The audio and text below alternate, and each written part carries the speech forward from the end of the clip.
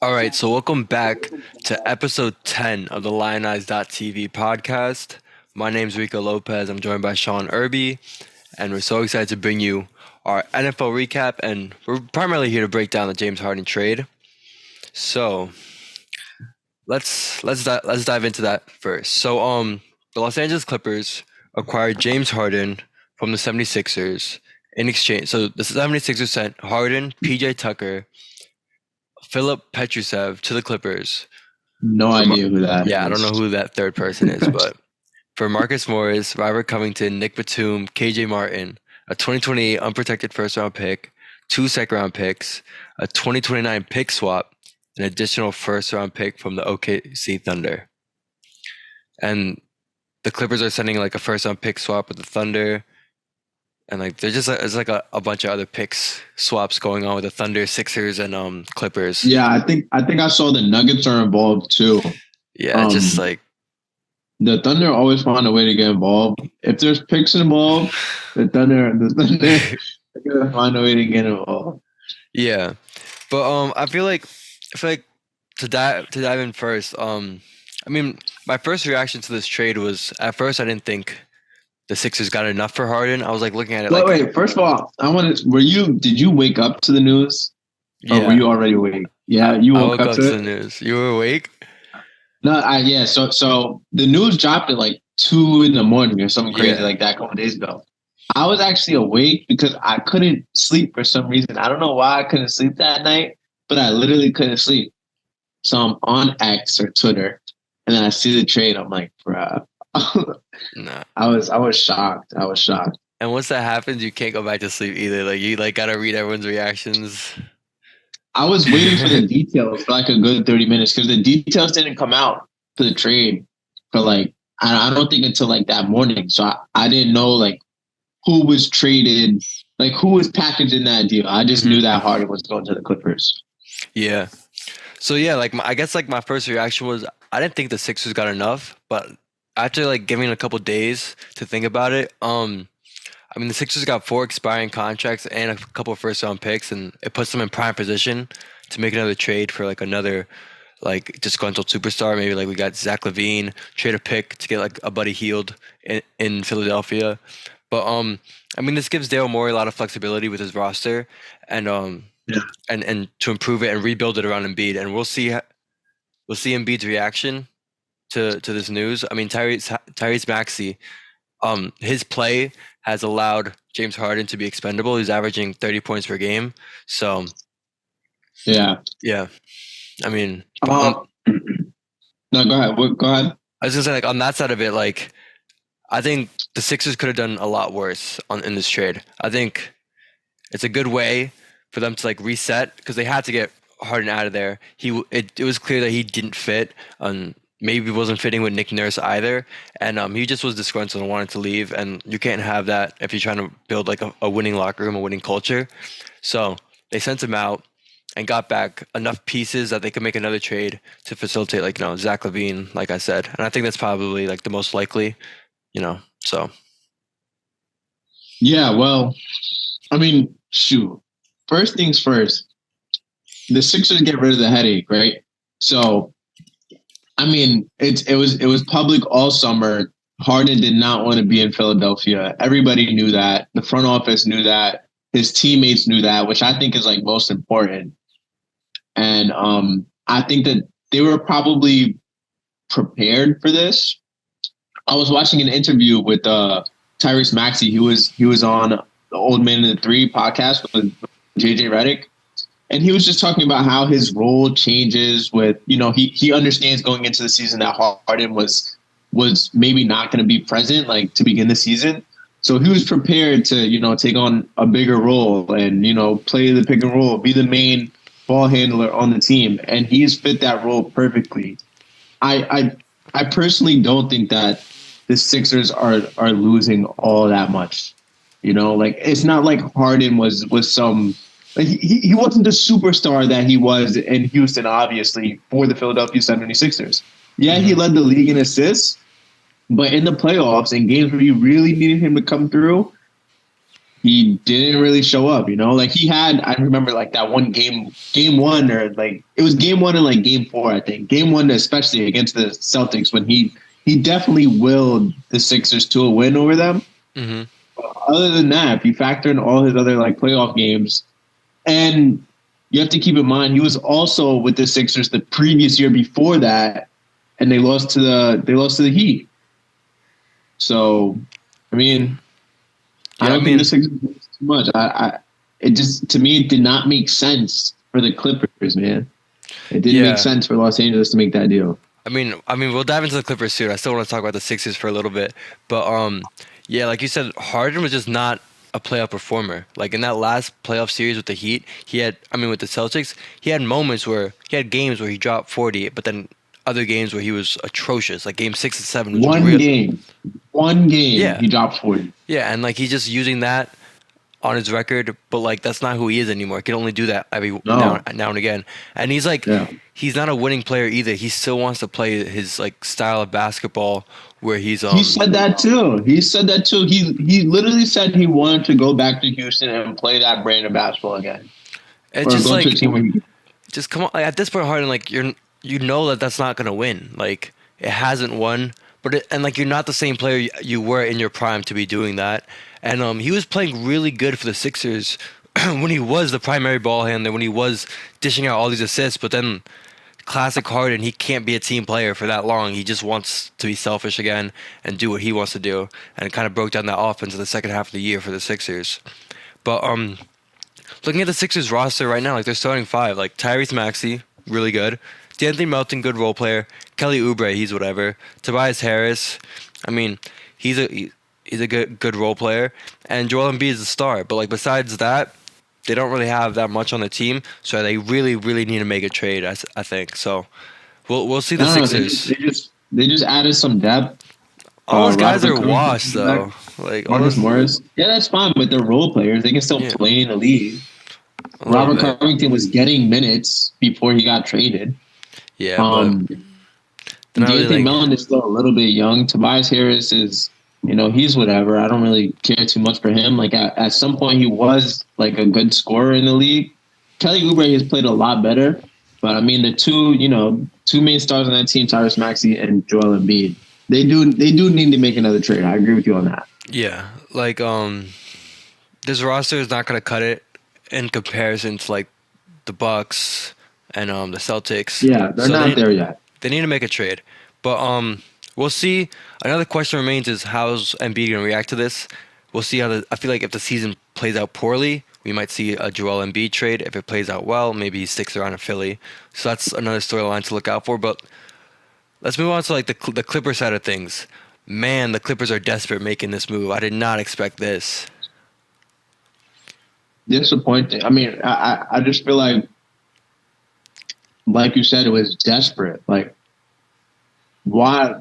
But that's the era that we're living in right now. Like teams, they don't care what they're giving up. They're trading for a superstar like that. And is he even a superstar anymore? He's not. Like, I feel like they're not even taking into account the team that they have right now and where they're going. Like, end of the season, last season in the playoffs, team was gelling a little bit. You come into this year, you have your core guys. You have Paul George back healthy, Kawhi Leonard back healthy. Russell Westbrook is always going to be healthy. I just don't see why they would make that trade. It's just like, I mean, like we said with James Harden, he needs the ball to succeed. Kawhi Leonard needs the ball. Paul George needs the ball. Russell Westbrook needs the ball. Like, you can't play all of them on the court at the same time. Like. And James Harden is not better than Paul George and Kawhi Leonard to be getting the ball and getting a bunch of shots over them. And like all these guys are old. They're all injury prone. They're probably going to have to pay Harden at the end of the year because he's going to be like he has an expiring contract. And like you don't want to trade all those picks just to let him walk. And it just like I feel like the Clippers in a couple years, once like all the dust settles, they might just be in like a really bad purgatory with no picks, nothing, because it's just like I like they play good basketball, but like I don't trust them for a 2-month playoff run at all. like they're not beating the Nuggets. You know, I like don't know, dude. I honestly, I mean, we did when we did our top 10 list. I had the Clippers either number 4 or number 3. I'm really high on the Clippers, dude. I feel like that Kawhi Leonard, Paul George, and Russell Westbrook, they can share the ball. Literally, if you look at it last night, Kawhi Leonard took 11 shots. He went 3 for 11. He only scored 8 points, and they blew out the Magic by 20 points. Russell Westbrook had, I think he went like 8. Yeah, he went 8 for 16, and I know Paul George went 8 for 17. Paul George had like 27. Russ had 18. Like, Kawhi Leonard doesn't have to shoot the most shots on that team to win games. And now you're adding Harden to the equation. How is that going to look? Who's going to be taking these shots? Harden's dude, it's crazy, bro. This is the dumbest trade for the Clippers. it's like bro, it's like Steve Ballmer is like dead ass playing 2K in real life, like literally, just like. Does he even make the? I guess the owner does make the moves, or is it? No, I it's mean, the GM. I mean, the owner like agrees. You know what I mean? The owner got to Yeah, agree to it. He's Or sold. the owner could be telling the GM like, "Hey, like I kind of want to get Harden, like make something happen." He's You sold, know, bro. it's just like I don't know. Like the Clippers, I just don't trust them for a full playoff run, and that's just like that. Yeah, like we'll see if they have a good regular season. We'll see how this team gels. Definitely have a lot of talent on this team now, without a doubt. Like like a bunch of former MVPs. Like Not to mention, Bones Highland is playing amazing right now. Like that and man, he can score. He's been nice, he's another one who and needs the now ball too. right, and now it just doesn't make sense. That's just a prime example of not understanding who's on your team, and just not really fully understanding your capability. Like And to have this roster succeed the most, like you need to have point guard James Harden. You need to have James Harden who wants to dish out 10 assists a game. right But now, you have 3 point guards on the roster who all want to dish out tennis. Like yeah, Russ wants to dish out 10 assists. Bones Highland wants to shoot the ball, but yeah, and like I don't James know. Harden is gonna get into his selfish mode eventually, where he just wants the ball and doesn't really care about anything else on the court.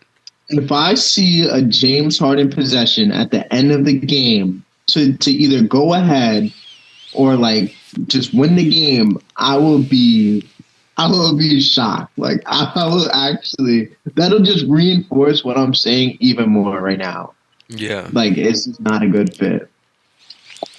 So let's move on to other trades around sports. The NFL trade deadline was yesterday, and a lot of teams were quiet. There wasn't that many moves, but the Washington Commanders were making some big moves. So they Yeah. traded Chase Young to the 49ers in exchange for a third round pick, which was this is a comp third round pick. So the 49ers got this pick from one of their minority coaches getting hired. So the NFL gave him like a comp pick. So they traded it for Chase Young. So they practically got like Chase Young for free. You know what I mean? Like it was a comp pick. I didn't know that. Yeah, it was crazy. And then the Bears they traded a second, which is probably going to land in like the top 100. So that's a pretty good pick for Montez Sweat, and he's going to be a free agent, so they're going to have to pay him. So, what do you Or think they'll of? just or they'll just let him go so they don't have to spend that money. Yeah, but you just traded away a second round pick. No way you're just going to let him walk. Yeah, that is true. Who knows what the Bears are doing? Like, I feel like football teams when they make trades, like I wish I could like sit in on a conversation between like GMs and owners, like of the National Football League talking about trades because they just trade away players for nothing. Yeah, I think Like I six mean, round picks, fifth round picks. like in some senses, I feel like the Montez Sweat deal makes more sense to me than the Chase Young deal. Because like if you're the Commanders, they just got a new owner, Josh Harris, who's also the owner of the Sixers, who also Sixers, right? just made that James Harden trade. So Yeah, he's he's making going moves. all in. He's going all in Yeah. on making moves. Yeah, So I respect it. yeah, the guy like wants to win, and like he's built. He was there for when like the Sixers were like got their whole team to the playoffs, and he knows kind of like what it takes to build like a playoff roster.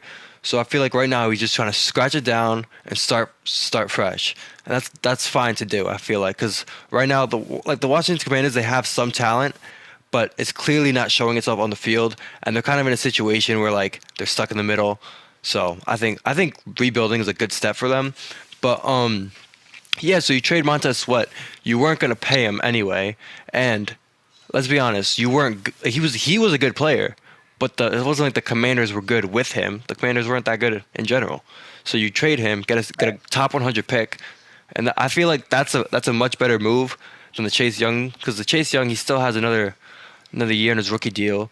He's just got healthy this year, you know, and I Yeah. think it's a really good move by the And Niners he because was a first round pick. yeah, He was a you first round invested pick. heavily into him, so I didn't like that move that much. Montez Sweat move I like, but in general, just for like the Commanders are just gonna be rebuilding now. It's probably Riverboat Ron's last year there. We'll see. Maybe the enemy takes over at the end of the year. We'll see what happens. But it's clear that Washington is rebuilding, and yeah. So what do you think about the 49ers adding Chase Young to that team? I think that's huge. I mean, pass rush in the NFL is, like a good pass rush. Like it's really hard to come by. Like you see it with the Cowboys. All the top teams with a good pass rush, you're normally in like the top percentage of defenses Hmm. in the NFL. So I like it a lot. I mean, literally just Nick Bosa and Chase Young coming like Yeah, running at you. Hargrave. They got That's scary. I think they got Randy Gregory too. Or Right? Yeah. yeah, so they got From the Broncos. So yeah, and they're in the NFC too. So like they can play the Eagles, they play the Cowboys. Both teams with really good offensive lines. So you need a good D line in the NFC. right. So Yeah, respect to John Lynch. He's the general manager of the 49ers and the 49ers as a whole. I mean, they understand, and that's a good example of understanding like your team and understanding what you have. You know that you have like a very strong offense, like arguably like one of the best offenses in the league. When mhm. fully healthy, of course, like with Debo and CMC. Now you're just reinforcing your defensive front. Like it's just great balance. Yeah, Now you have a great offense, you have a great defense, and and now like the Niners are, they're back. and Even though usually they never lost. like usually you don't see a lot of offensive trades like besides that Christian McCaffrey move a couple years like to the 49ers. But it's because it's so difficult to get a new offensive player adjusted to like a new scheme. Like usually when offensive players get traded, so teams that they're familiar with or coaches they're familiar with. But in this case, I'm on this trade that like with a D lineman, all you got to do is rush the quarterback. Like that's all you got to do, you know. So they're really like they really just swap. You can swap him in there, and he doesn't really gotta like learn a whole new scheme, like get used to Yeah. like all this. He just needs to get to the quarterback. Yeah, So those guys exactly. are really plug and play.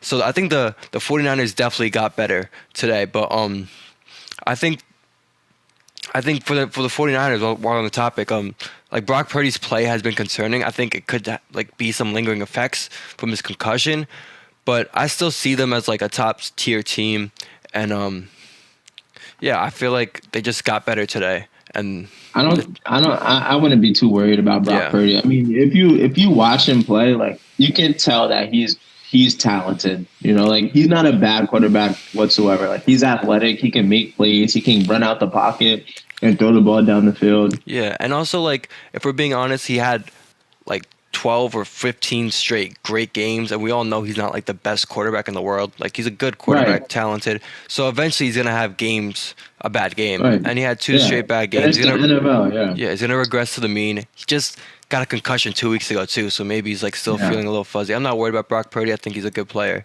But let's move on to the Raiders. And Josh McDaniels just got fired after the Monday Night Football loss. And Yeah. I think I think it was due to fire him, if I'm being honest. The guy can't coach, but why fire him after the trade deadline? I was seeing stuff about that, and I was Like, seeing like you should like Raiders fans were questioning why not trade him during the bye, like why trade him right after the trade deadline. And then I was reading an article about it, like an ESPN article about it, and like basically, I mean, I agree with it. Basically, it's like Mark Davis. Well, he's already been facing like a lot of pushback from the fans, like to mhm, fire Josh McDaniels, and yeah. like if you don't see any like major turning points in your team, like Jimmy Garoppolo's not playing well, like the offense is terrible, and if you can't really see any like major turning points, why not fire him like now? Like why not? Why is now not the time to like make a move? I mean, I agree with that, But it's just classic Raiders to just like miss a window like this. I mean, you fire him last week, you get a chance to trade Devontae Adams for like good picks, maybe Max Crosby, maybe some of the pieces, Josh Jacobs to a good team, get some picks in return, and really go full tank mode. But like, I guess right now for like the Raiders, I don't think they're gonna be any good moving forward. Jimmy G just is like he's not good anymore. I think like he's fine, but like he's older, more injured, and he gets nervous with the pressure in his face. So, this happens to a lot of quarterbacks when they get older, and it's clear with him. And I think with the Raiders' outlook going into the off season, because they're not really gonna be competing for anything anymore, is a Devontae Adams trade to the New York Jets is in the cards. Is going to What happen. the? Where did that come from? Bro, Devontae is boys with Aaron Rodgers, bro. We all know this. It's gonna happen. That's true, but I don't think he wants to play with Aaron Rodgers in his final year of being in the NFL. I mean, there's some rumors like that I was reading on from like some NFL reporters, and they were talking about like before the trade deadline, the Jets like inquired on Mike Evans and Devontae, and Devontae's open to moving back with Aaron Rodgers. Like they're boys. So, adding, I mean, that's a whole different conversation. But it's clear Devontae does want out of the Raiders, and he's going to go somewhere else next year. Bro, Probably Josh Jacobs too. What do you think about like GMs and owners and like just front office in general? Like a player like and obviously in like certain situations like in Philadelphia 76ers situation with James Harden like openly, like bashing Daryl Morey. But like a player like Devontae Adams, I feel like he's always been like professional and he shows up, he plays hard. He's obviously like he's way better at like at this point in his career, he's way better at football than James Harden is at basketball. Like, how do you feel about players like that, like wanting out and the front office declining it? I think like if you're a certain caliber player, like a star like Devontae Adams on a bad team, and like, I mean, he chose to be there, like he signed there, but I feel like he has the right to just be like, you know what, I'm done. Like this team is just too bad. Like they just fired their coach. It's not the same team that he signed up for. You know what I mean? 2 years ago, Derek Carr's not there anymore. It's a completely different team. So Yeah. I think he's well within his right to be like, all right, my time with the Raiders is done. Yeah, I agree. Shame on them for not trading him. Yeah, But the Raiders, like, I don't know, these past few years have been like tough for them. it's Like, just yeah, they're just another franchise that just can't seem to get it right. You know? yeah, I mean, things seem like they were going right with John Gruden, and then like obviously like that whole thing happened. Yeah, Like him being homophobic or whatever. And then they also moved to Vegas in 2020. So like I don't know, it seemed like there was like some momentum, some new life. They even made the playoff in 2021. I mean when I went to Vegas, the people were really or interested in like the Raiders. Like they have like there's people there where like people like the Raiders over there. So that was pretty cool to see. But I'm not surprised. I mean, it's yeah. literally like their only real sports franchise. And also, besides- so many people from like L.A., Oakland live in Vegas. Like like so many people from California move out to Vegas. So there's a lot of. Anyway, Would you live in Vegas? would I live there? Let's see. I don't know. It's kind of like I like the weather because it's like hot as hell, and I don't really like the cold. And it's like a big city of things to do. So I wouldn't be opposed to it, but like I don't think I could live in a party city my whole life. It kind of looks. I don't know. I saw like there was like a bunch of homes near the mountains. It looked kind of crazy. Like yeah, like I feel like if you live in like the suburbs outside of Vegas, it's probably really nice, like nice out there. Get a little pool, chilling. Probably mad nice. Yeah, in the desert. Anyway, yeah, I guess so. Moving on to our picks for next week. Last week I went 1-3. It was a tough one. Colts did not cover +1. Pittsburgh, I thought in the beginning it looked like one of those games where Pittsburgh just finds a way to win. It was like one of those ugly games, but Jaguars came through with it at the end. And the Titans did manage to win and cover against the Falcons, so that was good. That's what's up. Yeah, I went 3 for 3. So yeah, maybe don't listen to me. I had. It doesn't matter. Just know I went 3 for 3. Yeah. So I was looking at the games this week, and I just had a tough time. There's just so many backup quarterbacks, It's actually ridiculous. Like I don't want to like every team. Like yes, At least there's some exciting. There's some exciting backup quarterbacks like Will Levi. That was pretty fun to watch. Will Levis, bro. I Will mean, Levi, yeah, Levis, Levi.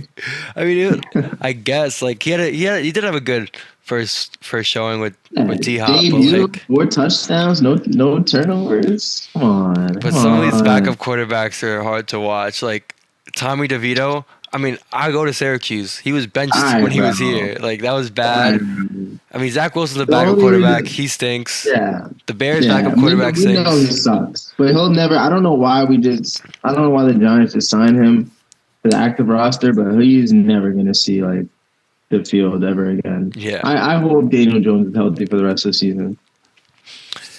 So for this week's matchups, I was since there's so many backup quarterbacks, I was focused on the games with actual quarterbacks, and these are actually some pretty big games this week, and it looks like it'll be fun. So first off, we got Dolphins plus 1.5 to Kansas City in Germany.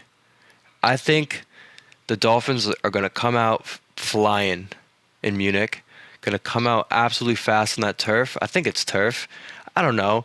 It's in Germany. Probably, They're going to come out probably. firing. The Chiefs' offense is a little shaky. They really, I was really, I'm still high on the Chiefs. I really do believe in them, but I really wish they got another receiver during this trade deadline because their receiving core is really bad, and it's like actually hurting their offense. This is like one of the worst offenses of the Chiefs I've seen in the Andy Reid, Patrick Mahomes tenure.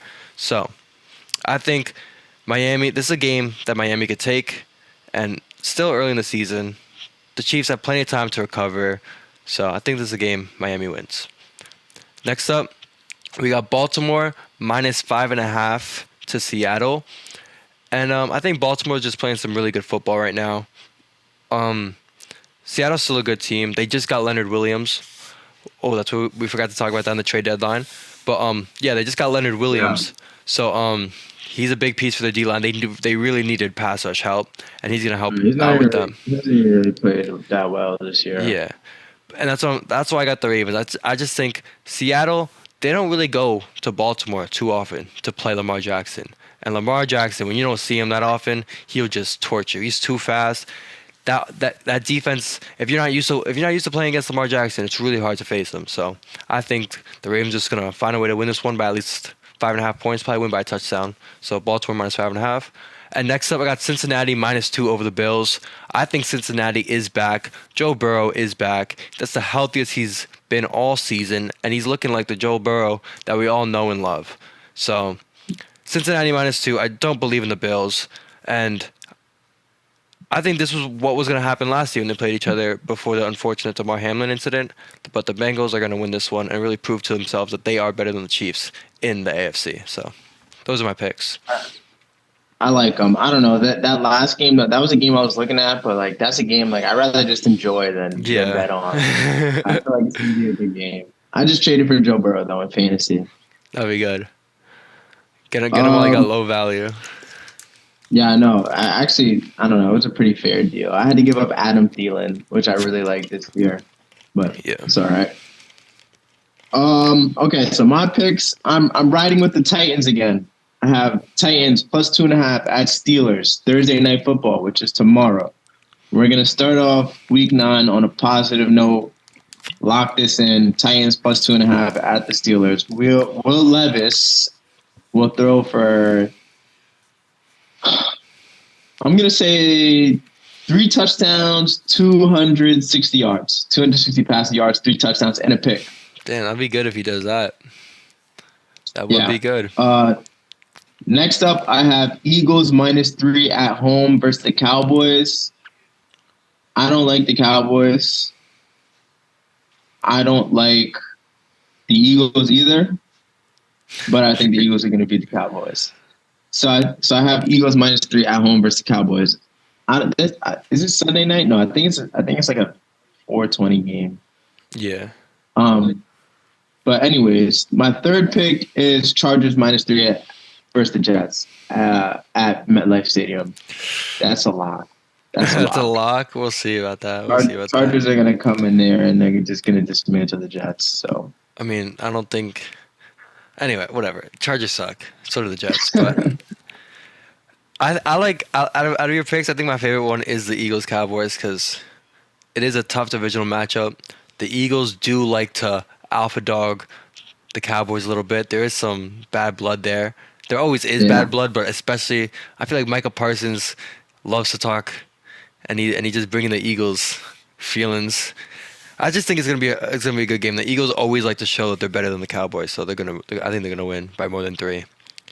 And Dude, those some yeah, pretty good games coming up. I mean, shoot, Dolphins, Chiefs, Eagles, yeah, Cowboys, yeah. That's what I'm Seahawks, watching. Ravens, 9:30 in the morning, waking up to watch Bills, Dolphins Chiefs. Bengals. Yeah, I mean, the 1 p.m. window is kind of sorry, but yeah, that is true. the 4 o'clock and the 8 p.m. I mean, games are good. Seahawks, Ravens at Oh one. yeah. That's going to be a fun Oh game. yeah. Dolphins Chiefs, Seahawks Ravens at 1. Cowboys Eagles at 4, Bills Bengals at 8, and then Chargers Jets the next day. That's all you gotta watch. Don't watch Yeah. the rest of them. Sorry, Jets. The Don't sorry like Jets. all the other games are just full of backup quarterbacks. Like I don't know if you really want to watch that. Are we gonna talk about that game on Sunday between the Jets and the Giants? I mean, we No? could talk about it right now as we close, but that was the most atrocious football. I mean, I feel like I've said this a lot about the Jets. I feel like somehow, some way, the Jets offense just keeps on getting worse. Like I've seen some of like the lowest lows of my whole life, and just somehow they just keep getting lower. It just that was atrocious. Dude, I don't know. I don't even know like Tommy DeVito, man. who looked worse. I don't know which team looked worse. The Giants looked disgusting. The Jets looked really bad. Like that was probably the most sorry game like I've ever seen. Bro, the Jets were on like their like fourth string center. He botched the snap his first try. It was just like are you kidding? Like what's going on? It was like literally like the worst game of the weekend. Tommy DeVito, like I said, he went to Syracuse. He was our quarterback. He was so bad that they benched him and they sent him off to Illinois, and we got a new quarterback who's a lot better than him. Like Yeah. even at Syracuse, Tommy DeVito couldn't throw the ball down the field. Like How's Syracuse doing this year? same. This is what happens every year. We always got an easy schedule to begin, so we go like 4-0, and then we start playing like the ACC opponents, and then we just start getting killed. Yeah. And it just like once like we play like Florida State, UNC, Clemson. It just ugly Yeah, I mean, from there. Florida State is top Good 4 this right year. now. But we got Boston College this weekend. That should be a good game. Who cares? It's a basketball school, anyways. Yeah, I'm excited about the basketball team this year. We're gonna have a good team. That's what's up. We have a lot of good young players. So even if we're not good this year, next year we're gonna be good too. So we did a good recruiting, new coach too. Our old coach was too old; he had to go, Jim Boeheim. So I'm excited for Syracuse basketball. Yeah. That's a Hall of Famer. Yeah, I mean I was. If you put on the Duke highlights from last year where we played Duke, if you watch it, there's the moments where we were in the 2-3 zone. Duke absolutely just picks us apart, and it's just like like Jim Boeheim just refused to not run the 2-3 because that's like what he's known for, and he's been doing that since like the 70s. But like, thankfully, we got some new blood in there because that 2-3 had to go. So I'm excited for this year. Anyway, thanks everyone for watching and tuning in to the LionEyes.tv podcast. Make sure you like, comment, follow, and subscribe, and stay tuned for more content coming in next week. Peace.